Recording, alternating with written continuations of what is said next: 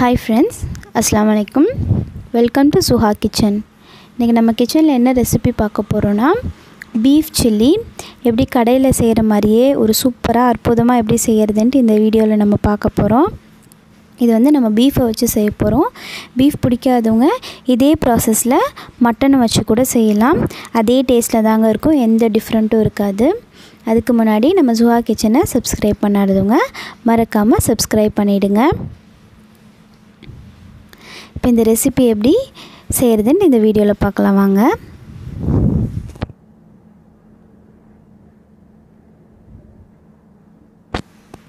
இப்போ இதுக்கு வந்து நான் வந்து 1.5 கிலோ பீஃப் எடுத்துர்க்கேன். குட்டி குட்டியா கட் பண்ணி எடுத்துர்க்கேன்.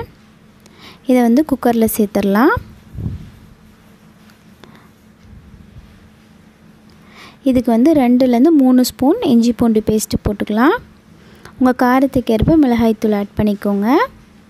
கொஞ்சமா மஞ்சள் தூள், உங்க சுவைக்கேற்ப உப்பு ஆட் பண்ணிக்கோங்க.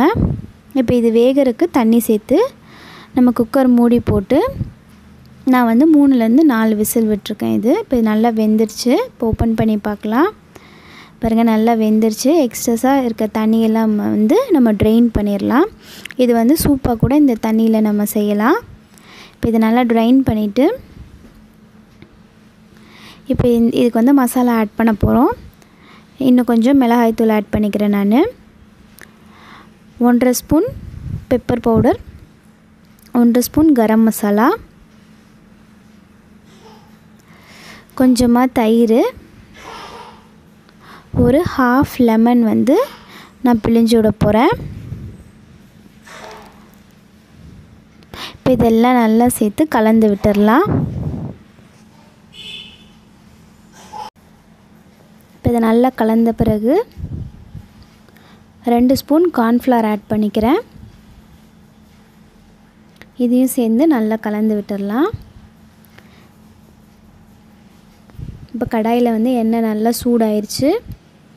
இத வந்து நம்ம சேர்த்தறலாம். கொஞ்சம் கொஞ்சமா சேர்த்தறலாம். இதுக்கு வந்து நம்ம எந்த ஒரு ஃபுட் கலருமே சேர்த்தலங்க. கடையில கிடைக்கிற மாதிரியே வந்து கலர்ஃபுல்லா அதே டேஸ்ட்ல நமக்கு இது கிடைச்சிருக்கு. இந்த ரெசிபியை வந்து மறக்காம செஞ்சு பாருங்க. செஞ்சு பார்த்துட்டு எப்படி இருந்துச்சுன்னு கமெண்ட் பண்ணுங்க. உங்க ஃப்ரெண்ட்ஸ்க்கெல்லாம் ஷேர் பண்ணுங்க. மறக்காம Zuha Kitchen-ஐ subscribe பண்ணிடுங்க. Bye. Thank you.